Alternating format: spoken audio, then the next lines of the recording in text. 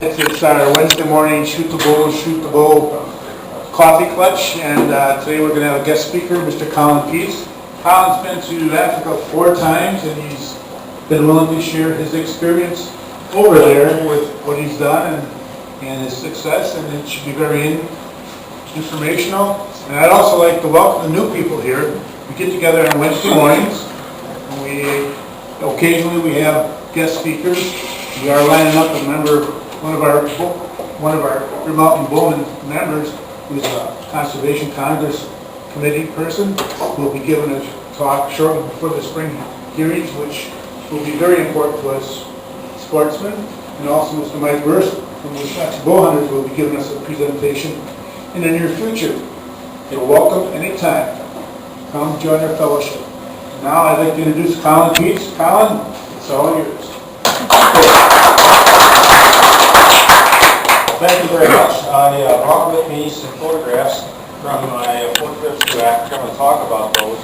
What I'm hoping to do is provide you with some educational information and educational experience this morning about you considering going to Africa on safari and what you need to know, what you need to do. So the first thing I'm going to do is hand out the books. I'm going to put one and give one to each table here as far as we go. And this is the first one. It's a family trip to Namibia, the first safari I was ever on. 2010 I joined this club. The second one was a couple trip. Myself, my wife, another gentleman and his wife, and we went back to Namibia. And that was both a hunting trip and a sightseeing trip, which is one important point to remember. The third one was a blood and guts dangerous game hunting trip to Zimbabwe for buffalo, Cape buffalo, and sable. The last one was a combination family and sightseeing trip and blood and guts hunting trip to South Africa, which I did last year.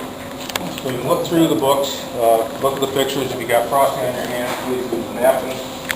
I have to account for my wife later. In the book on the second trip, there's a $200 billion Zambian piece of currency in there. Please don't lose it worth about a nickel. Okay? The currency in Zimbabwe is American dollar, cash only, no credit card. Finish the place. How did I get to do this? One of my friends went to Africa with his 15-year-old daughter and about 20-year-old son and another employee. They had a wonderful time. He had bought a trip at a Friends of the NRA banquet.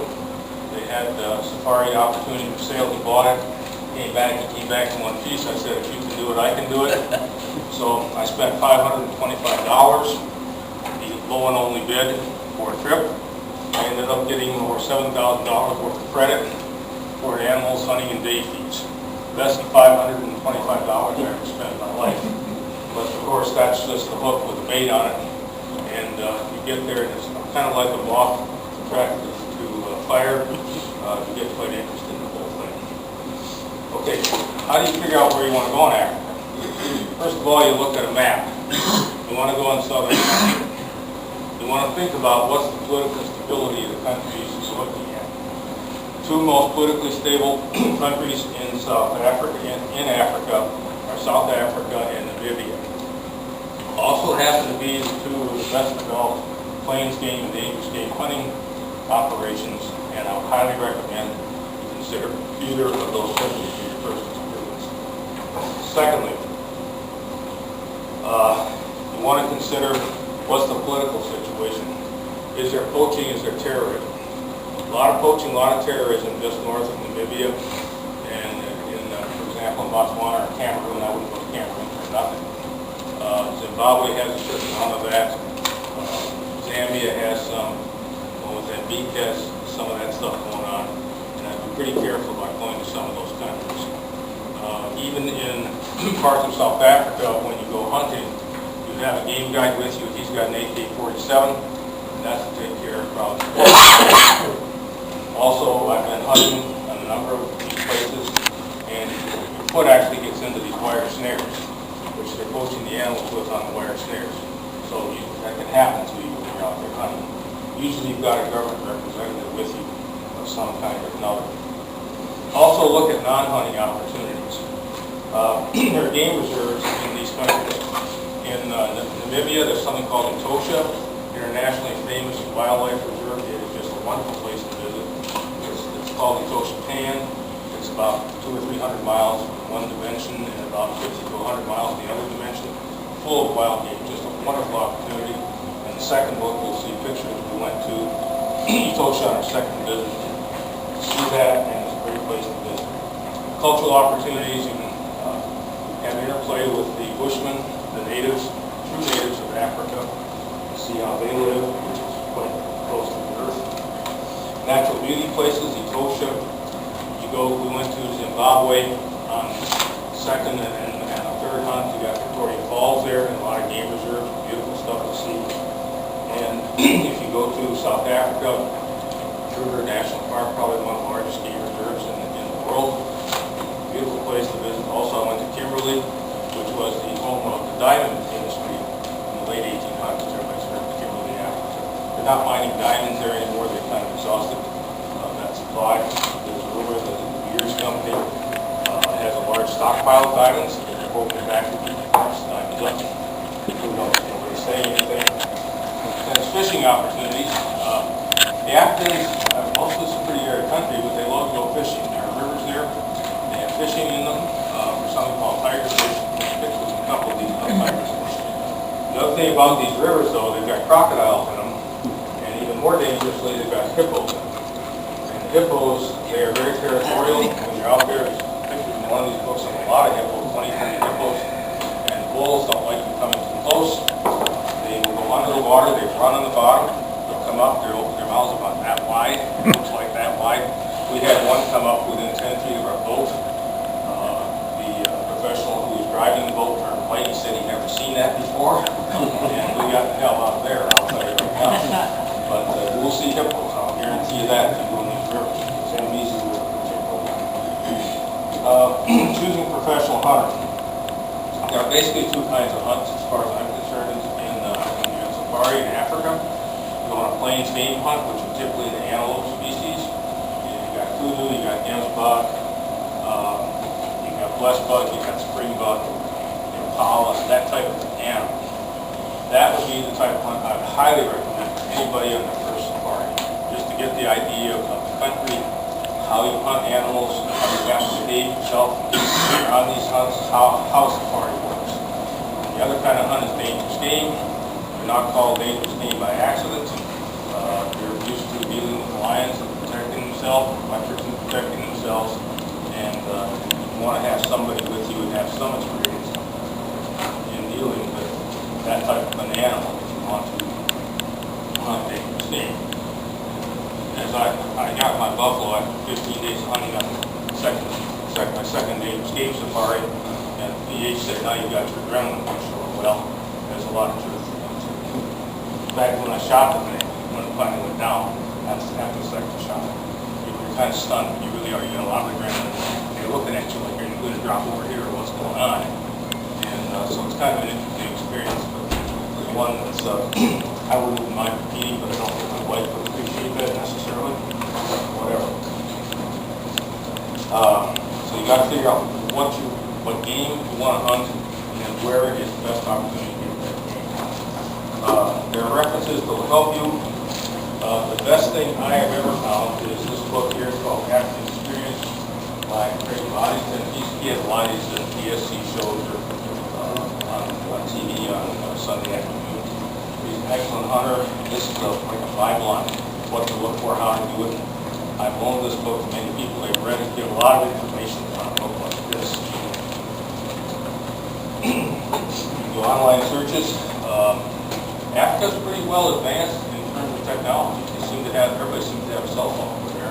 They've got the websites, and we located a particularly good opportunity in South Africa through a web search once we knew where we wanted to go.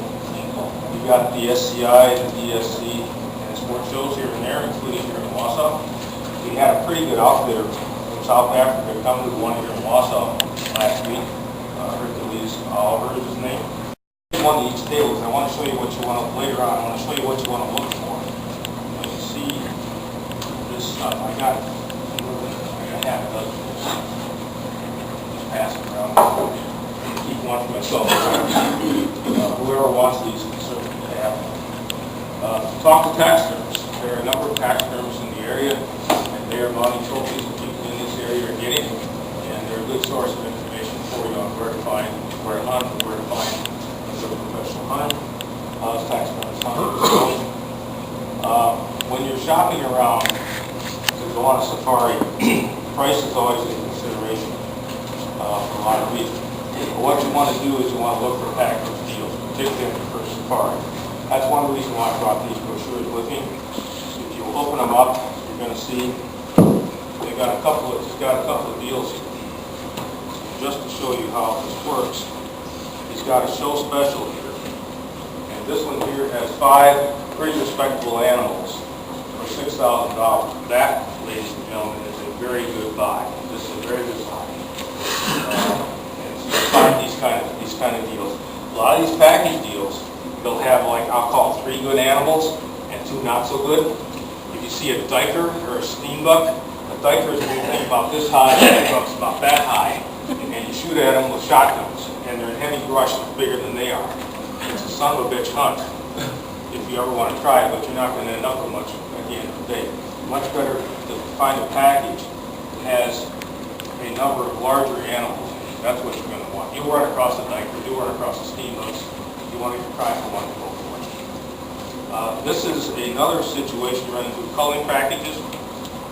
Culling packages are when they are having an overpopulation, and it happens a lot in sometimes for wildebeest, most often a springbuck or a blessed buck, and they just want you to shoot them. You just want to go shoot something, go have fun. To me, it's more of a murder program than it is anything else. Assassination. It's a destination. This right here, though, this one here was very interesting to me. This is a dangerous game hunt. This was a buffalo and sable combination. Okay. This $15,500 seems high. It's not. This is a very, very fair price for this, because you're going to pay this fee plus day fees of $350 to $500 per day per hunter to do this. So he's waiving his day fees is what he's doing. But when you do something like this, you ask and get a commitment from your PH. What's going to be your refund if you do not get a buffalo, for example, or if you do not get a sable? And you will get probably on this one, I'm guessing you'll get probably $8,000 back on. If you didn't get the buffalo, and probably $5,000 if you don't get a sable, or probably maybe even more than that. If you get into a high-priced package hunt for dangerous game, definitely figure out what the refund is going to be if you don't get the animal. Okay. And then this one here is an interesting little brochure. This is another thing. Interesting little brochure here. It has side trips. So this guy gave it to families, and I believe I know some people who've been with this guy, and the families have had a great time. It was interesting. Anytime you get the information from a professional hunter, you're going to have day fees, trophy fees. Normally, if you don't get a package hunt, you're going to get charged a day fee, which will be from $250 to $500. It may vary on if it's 2-on-1 guiding or 1-on-1 guiding, and it's negotiable. So the longer you're there, the more animals you're on your shooting list, your hunting list, the cheaper your day fees going to be, plain and simple. These are your trophy fees. These also are negotiable. The more animals you want to shoot, you're going to get discounts. So don't be afraid to ask for them. This will give you an idea on how to budget. And you can work these guys back and forth a little bit too. You get quotes from several in the same area, which is not that hard to do. And on a per animal basis, it's probably not going to do you any good. But if you say, if I got these 5 animals and here's a total of all the trophy fees for this, what are you going to do for them? You can work them back and forth, and you can reduce them somewhat by negotiation. Keep in mind, when you're all done, and you need to be friends, because you're going to be out there hunting with this person. You're going to for 5 to 10 days, and your life may well be in his hands, okay? So there's a point to it, and you can push yourself too far, and I've seen that happen.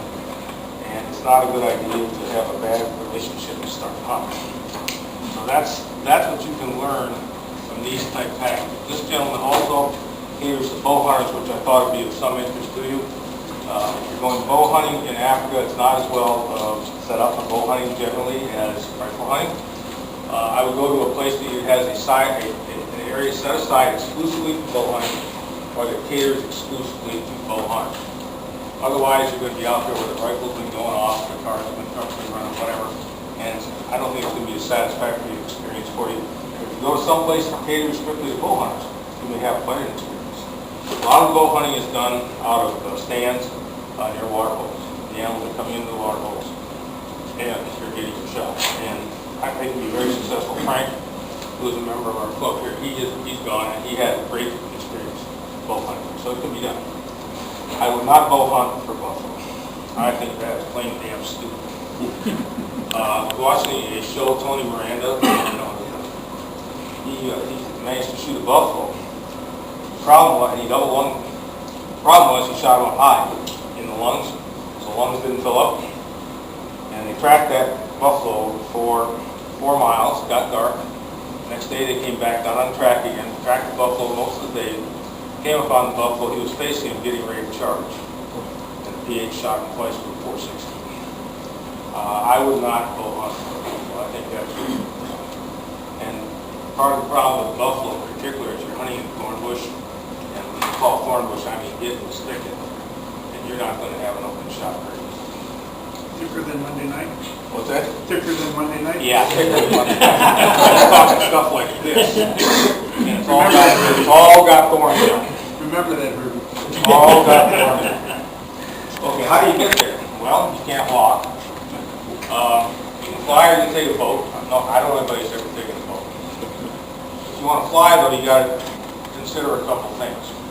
Are you taking a rifle or not? You can rent rifles, and some places will furnish you a rifle at no charge. That's always a good idea. If you have, unless you really want to take your own rifle, and we'll talk about that. If you take a firearm on an aircraft, there are specific regulations you have to comply with, which are pretty simple. Really, you got to take them in a locked case. You need to check your airline reservations. You can take only so many rounds of ammunition. They have to be in a separate locked case, separated from the rifle. So you can check the baggage. Easy enough so far. The problem comes, let's suppose we're going to Namibia.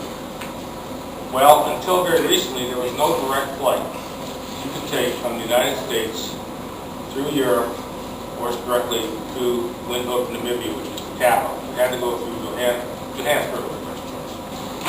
If you're in Johannesburg and you're there more than 12 hours on a connecting flight, you had to claim your rifle.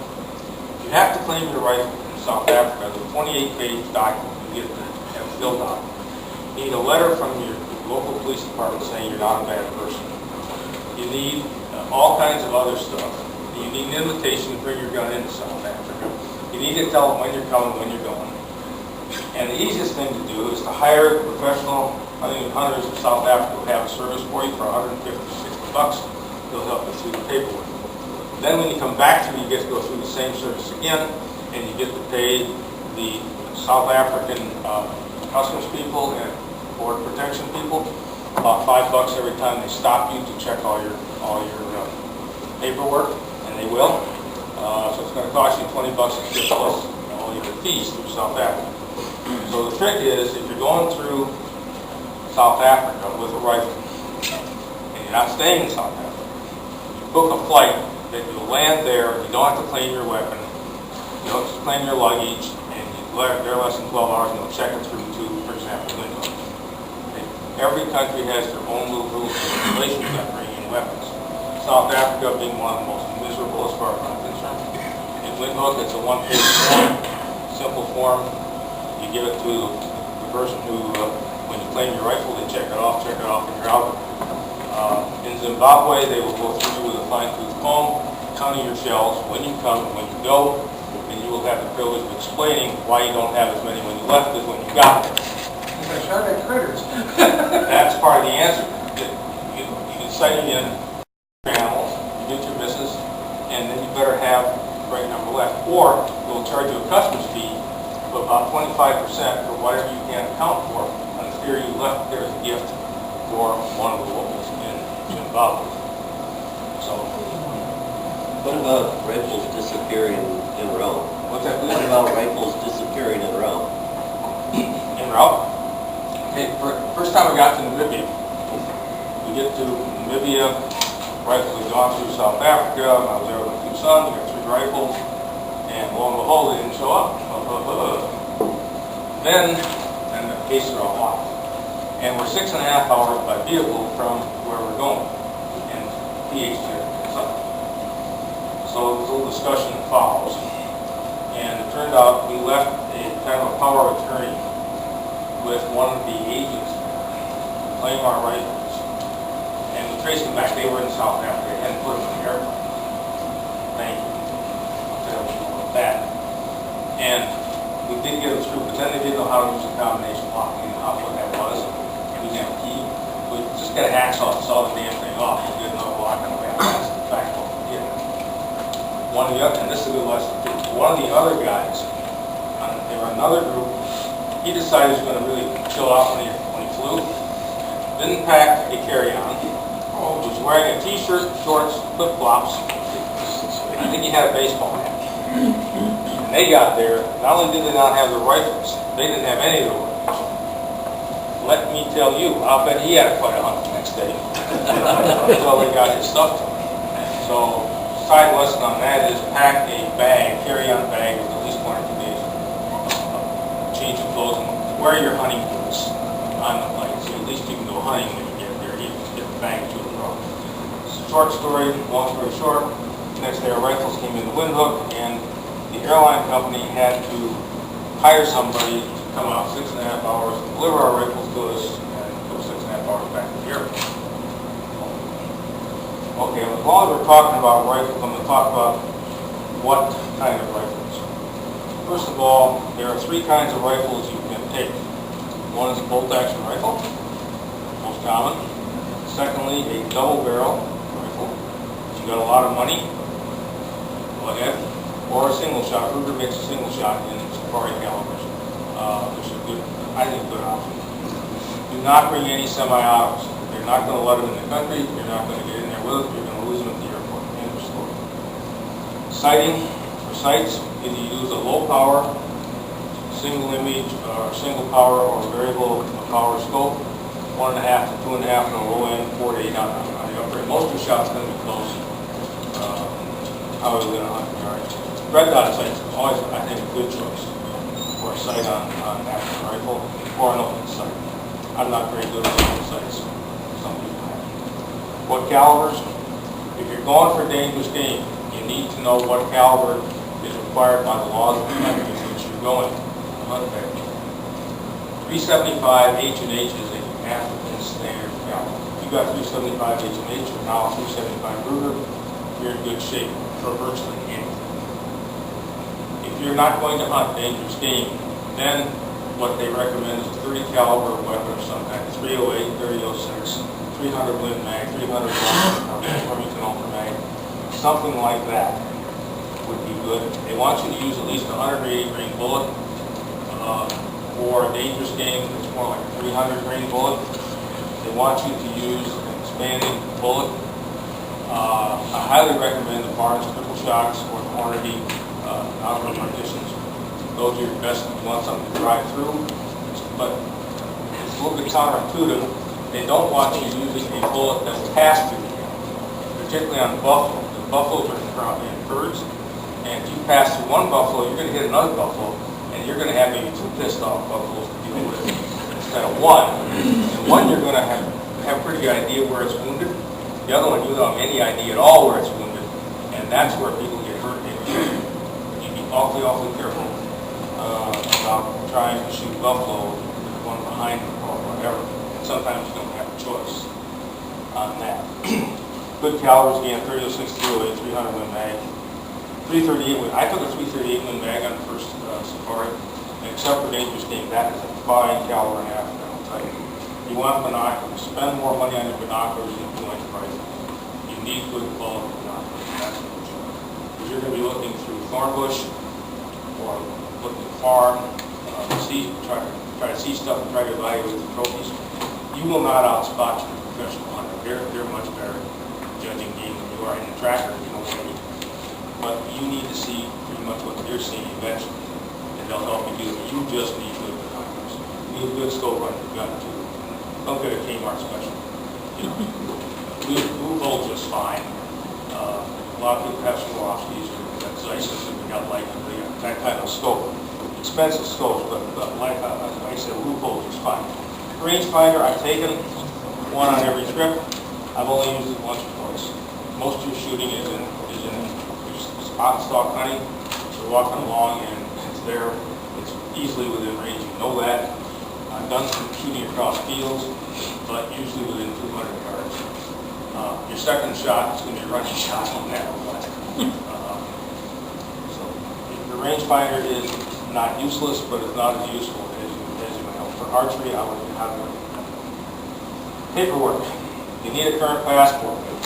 You need one with blank pages in it.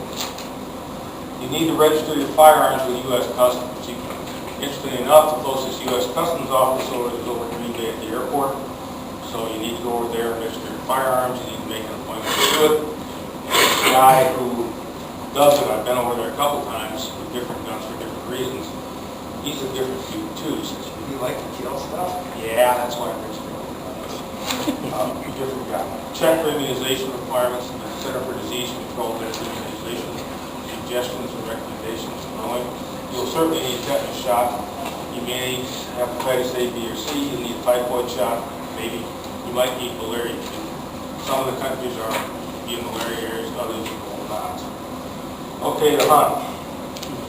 It's interesting, every country over there has a different system for how they license.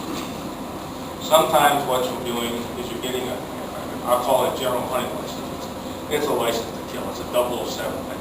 You can shoot two of anything with that license. That costs you $50. Other countries don't do that. You pay just this trophy fee, and a portion of that trophy fee it goes to the government. And I think the government, I know the government gets a portion of the trophy fee no matter what. But some have a general hunting license, some don't. Your PH will take care of that.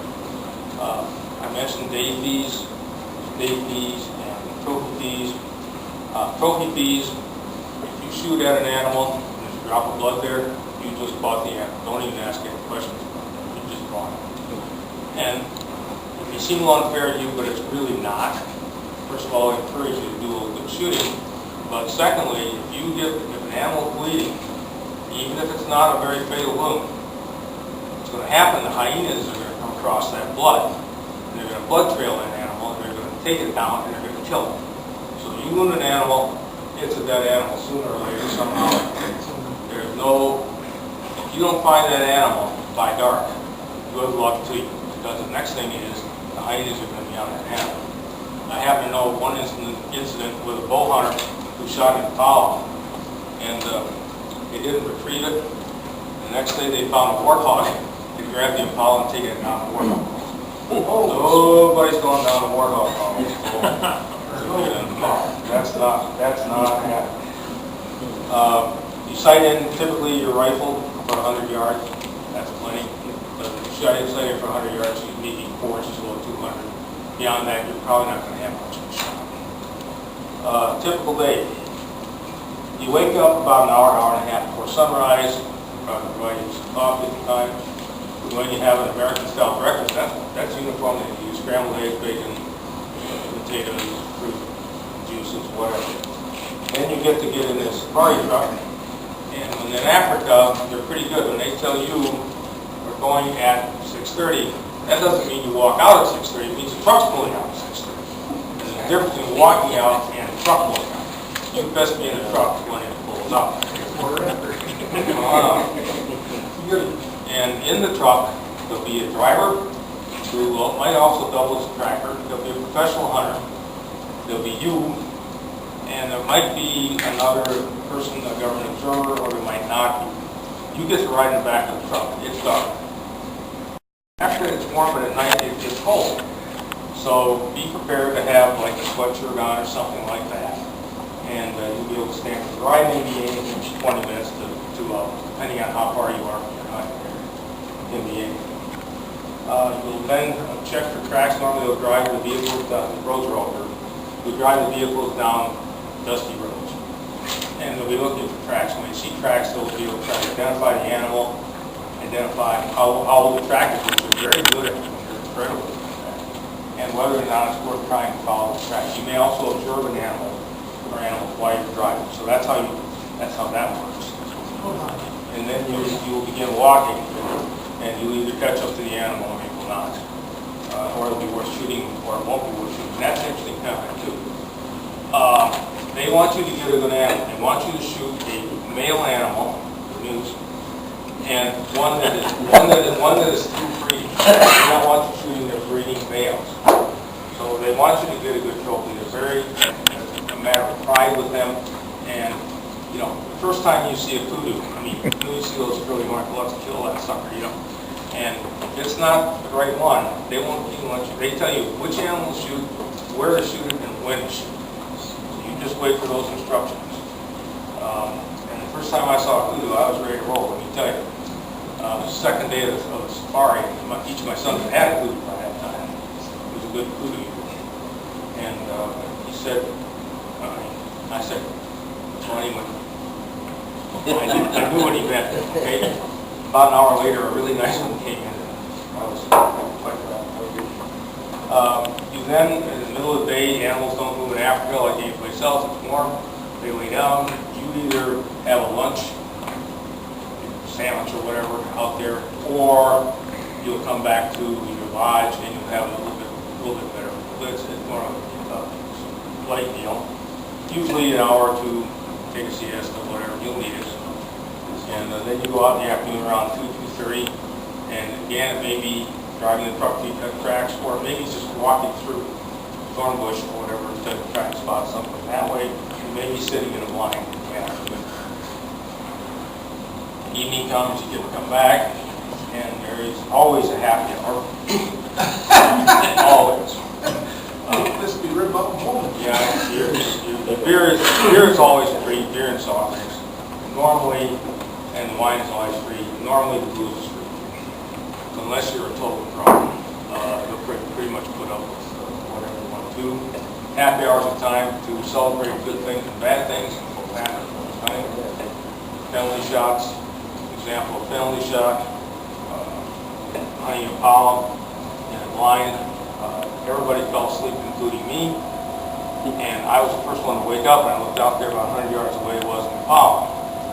And Dr. Bessler, he's kind of stumbling around. He walks over. First, he got a penalty shot, first of all, falling asleep.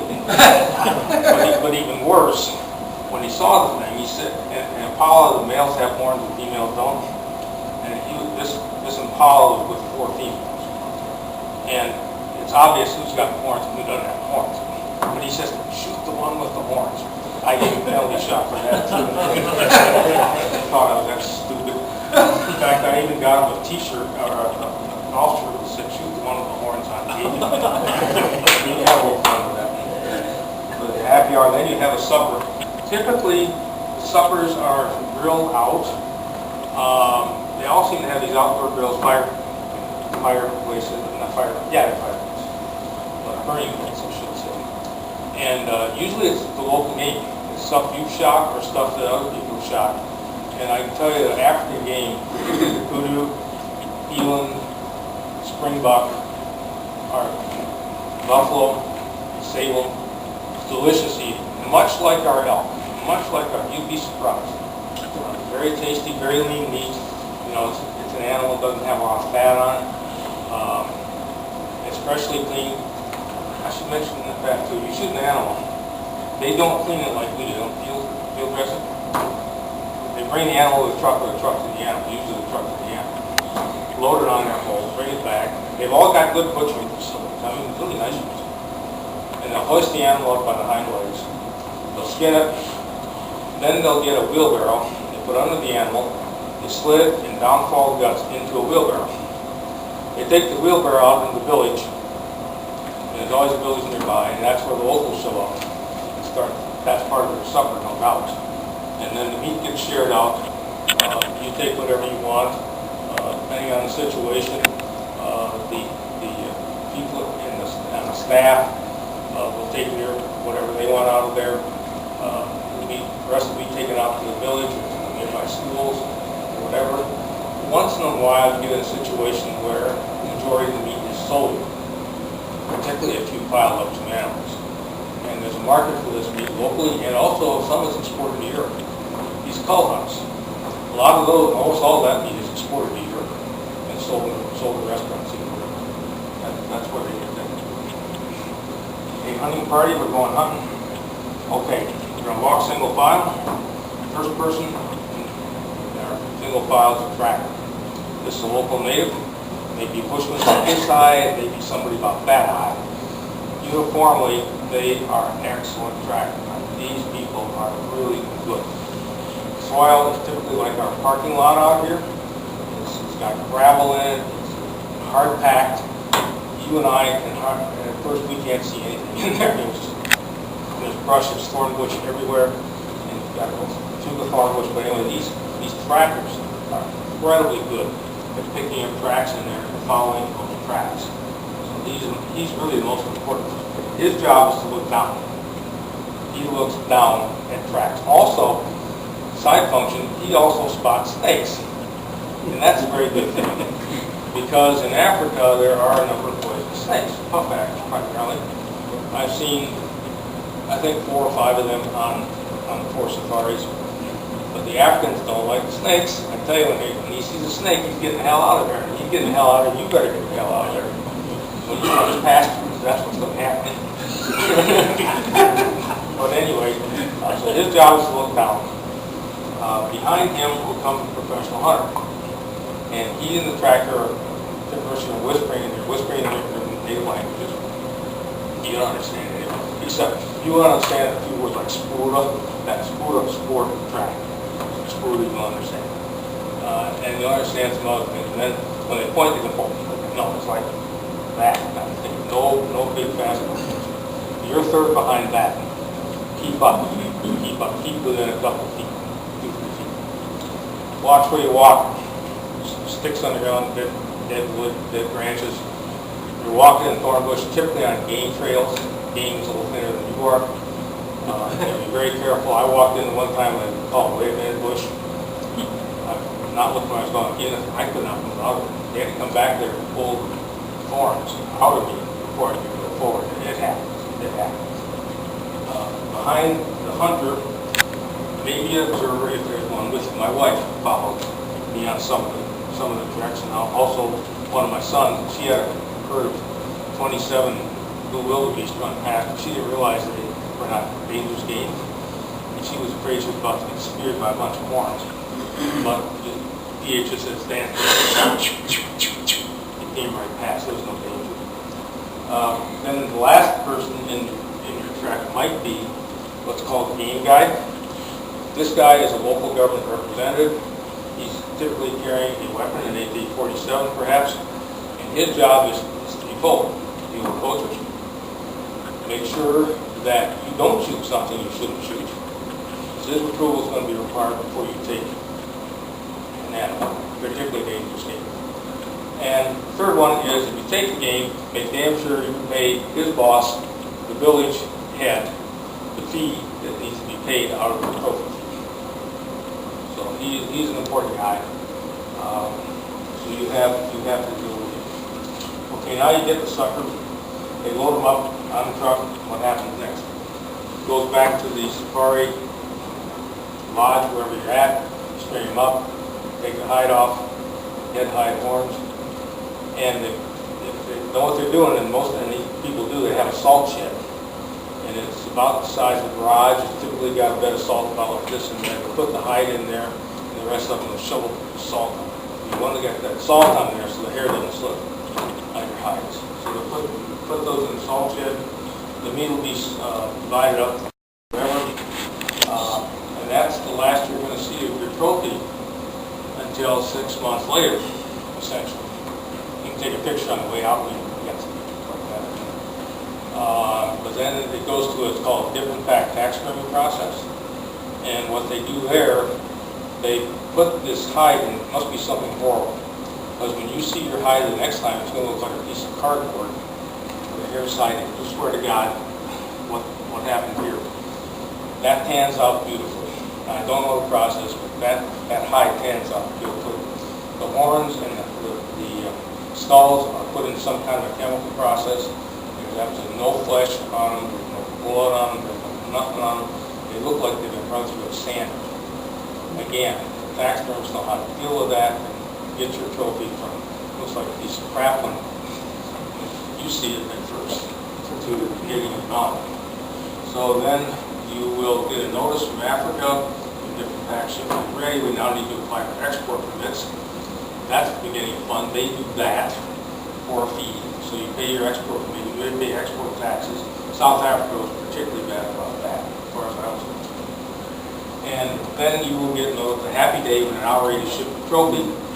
You will then pay his shipping charge, an air freight of your trophy.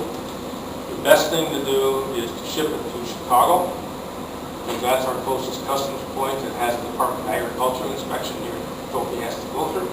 You hire a custom agent to clear your trophy for you and put it on a truck, and your trophy will arrive hopefully within 6 months, but it could be 9 months or it could be a year after you've left Africa. Then you turn over your taxidermist and you get to wait another 6 to 12 months before your trophy arrives at your home, and you can discuss with your wife where you want to put it in your house. My house is in the basement. Okay? That's my outline remarks. Now, what questions or concerns, what haven't I covered? What about, you talked about a lot of regulations in regard to bringing a gun. Yeah. What about a bow? Is there any? I don't think any. Okay. I don't think any. Declare it, check it. What's the fee to fly out there and back? Okay, that varies. I paid from here to, let's say here to Johannesburg, which is a common place to go. I paid from $1,300 to $1,700. And it's a long flight. One routing, you go to New York, stay overnight in New York, and you fly from New York to Johannesburg to Windhoek. That's when you don't want to, you got a weapon with you, you're going to Namibia, and you do not want to claim your weapon in South Africa. Okay. That was one leg on that flight, which is about 15 to 16 hours, depending on the okay. The other way to do it is here to Atlanta to Johannesburg. That's a more pleasant flight because when you get to Johannesburg, you get to stay overnight in a pretty nice hotel. You don't have a rifle with you, or if your rifle ends up in South Africa, that's the route you take. There's a really nice hotel right next to the airport in Johannesburg to stay there. And knowing what I know now, if I'm not going for dangerous game, I will just assume I can take my rifle. By dangerous, I'm left-handed. They don't have many left-hand bolt-action rifles in Africa, I will tell you that. But I'm Charlie Chicken about using the right-hand rifle on dangerous game. If I need to shoot again, I need to shoot again. What about if you shoot your rifle to a ghost dealer or something? I've heard of people doing that. I think you're going to go through the same practice. And then you better trust somebody in the have your rifle. That's the other part of this. Now, if it's through FASA, it's professional hunter South Africa, I would trust them completely. Anybody else? Generally, our hunting seasons are in the fall or spring Right. turkey hunt. When is the seasons down? Okay, down there? south of the equator, opposite seasons. Okay. Right now, down there, it's the equivalent of our, Summer. yeah, it's summer down there, but it's getting into toward fall. Because March is September. Our March is their September. Okay. So I've tried to go down there in not the hot season, because it can be 100, 110, 120 degrees in Namibia in the summer, their summer, our winter. December can be 110 degrees down there. I don't like 110 degrees at all. I hunted buffalo last March in South Africa, which is September. They had an unusually warm season. We were hunting buffalo in 90 to 94 degrees weather, walking through this thorn bush up to 12 hours a day. That was all you wanted. Drink your water, just drink water, drink water, drink water, drink water. Fortunately, they do have air conditioning in most of the lodges where we sleep. You can get, hey, you're going to be so damn tired. You're going to sleep no matter what. Between the wine and the beer. Walking, you're going to get a good sleep. Let's get up in the morning. To get your Plains animal back for taxidermy, Yeah. once you've shot it, and they've salted it and everything else, and 6 months later it comes back, and you said, what's that normally run? Is there a standard fee for that? No, but I have an estimate of about $400 an animal. To get it To the back to taxidermy and a taxidermy? freight to get here. I figure about $400. And the freight is based on weight. But typically what they're doing, a different pack is about $100 an animal, it seems. Buffalo was more because it was a bigger hide, it's a bigger hide, it's a bigger animal, whatever excuse there is. What they're doing, they're boiling the skulls, if you really want. Yep. And they're doing whatever else they do. I don't know. There must be some kind of process. But I figure about 200%. That's kind of what I heard.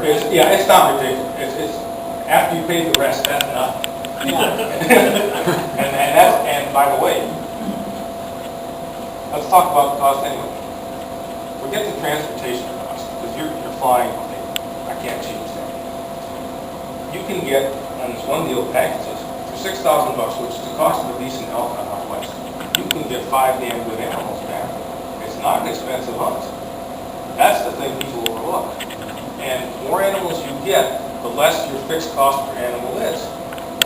You're going to fly there anyway. While you're there, you may as well shoot like hell. As far as I'm concerned, you don't. The other thing is, when you're there, you got this shooting list, okay? They'll ask you to prioritize. What do you want to shoot for? A cougar, a deer, or a shoot? Do that. But if you're out there and there's not a blue wildebeest on your list, and the PA says, ooh, that's a real blue wildebeest, and you shoot the damn thing. Because you're going to shoot a record book wildebeest is what you're going to do. Just shoot it. Don't even think twice about it. You have to, is there a percentage you have to pay the staff, or like a tip in the end? Yeah.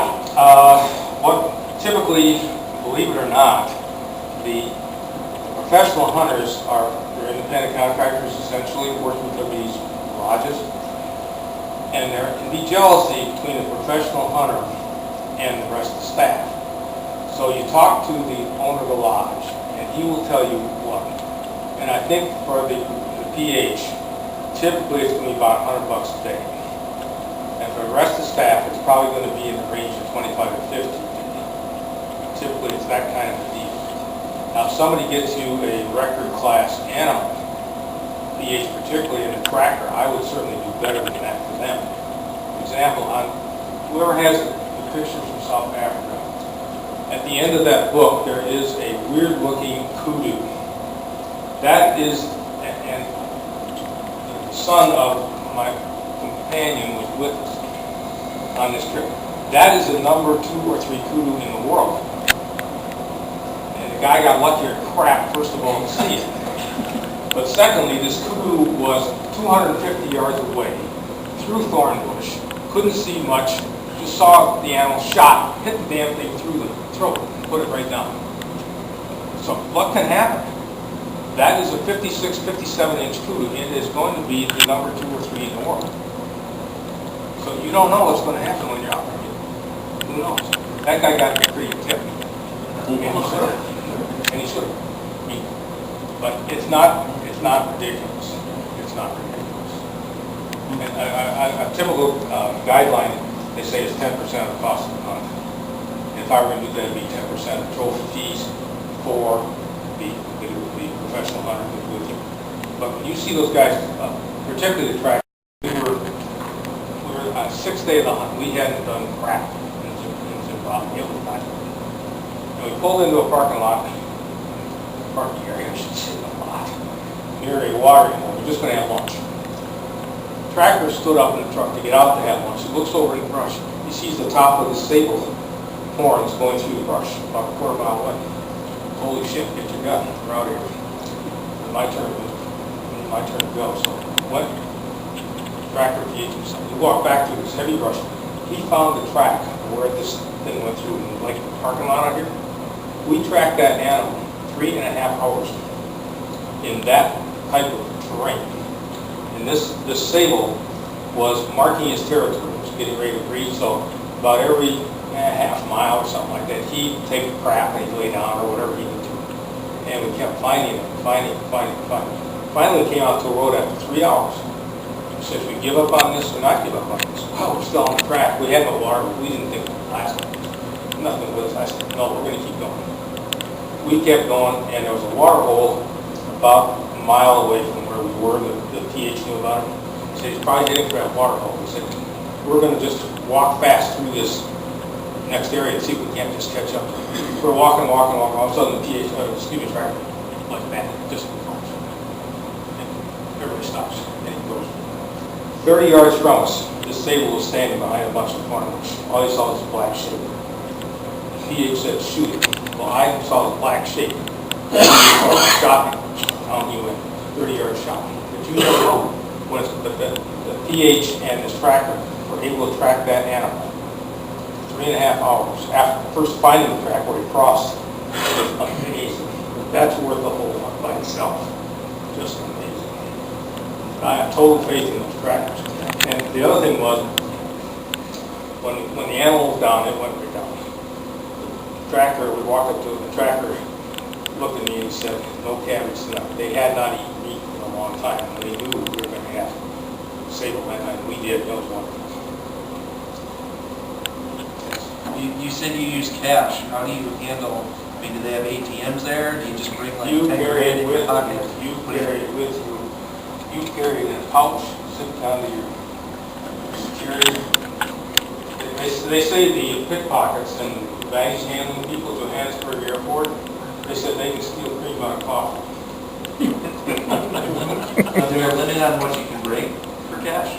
The United States government doesn't want you carrying more than $10,000. I never carried that much.